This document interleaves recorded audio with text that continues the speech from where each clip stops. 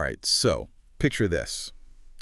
Imagine someone juggling not one, not two, but multiple romantic relationships, all at the same time, and no one knows.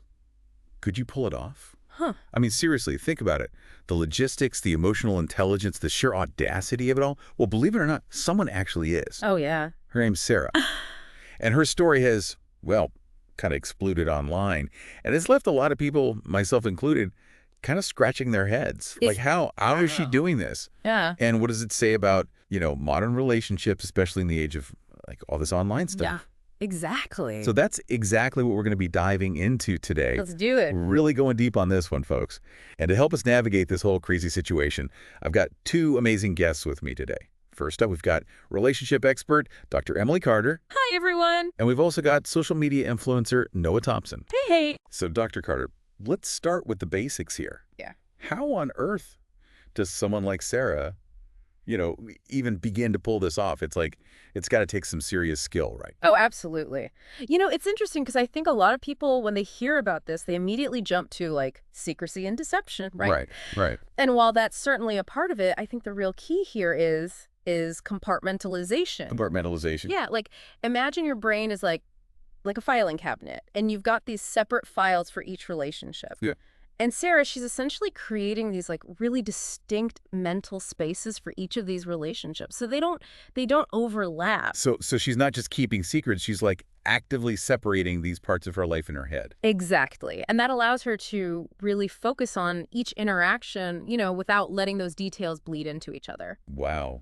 That's got to take some serious mental gymnastics. Oh, for sure. And wouldn't that require like incredible emotional intelligence to keep all that, all those balls in the air? Absolutely. She has to be incredibly attuned to the, emotional needs and expectations of each partner. It's like she's reading those subtle cues, mirroring their communication styles, and even, I suspect, strategically expressing vulnerabilities. To build trust. Exactly, to build trust. So it's a very, very complex dance of, empathy and, frankly, manipulation. The manipulation. Yeah. Yeah. But I don't necessarily mean that in a malicious way. It's more about tailoring her behavior to each partner's preferences, right? Like giving each person what they need emotionally to feel secure and loved, all while keeping them, in these separate orbits. Okay. No, I want to bring you in here from like your perspective on social media, because you see this stuff all the time. Yeah.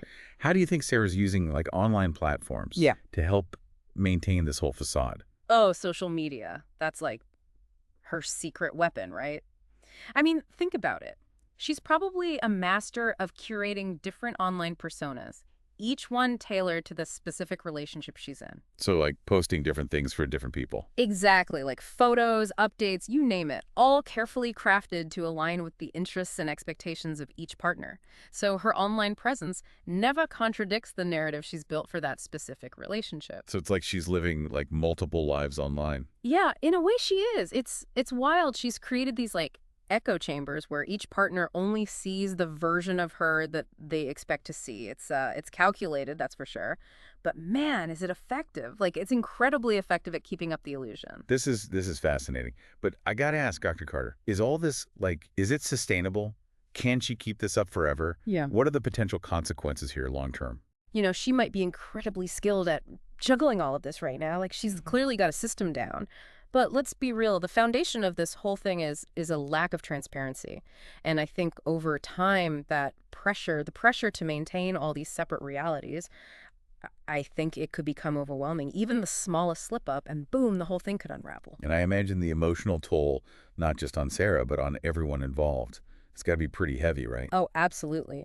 I mean, think about it. Honesty, that's like the bedrock of any healthy relationship. And these partners, they're being denied the chance to have a real, genuine connection.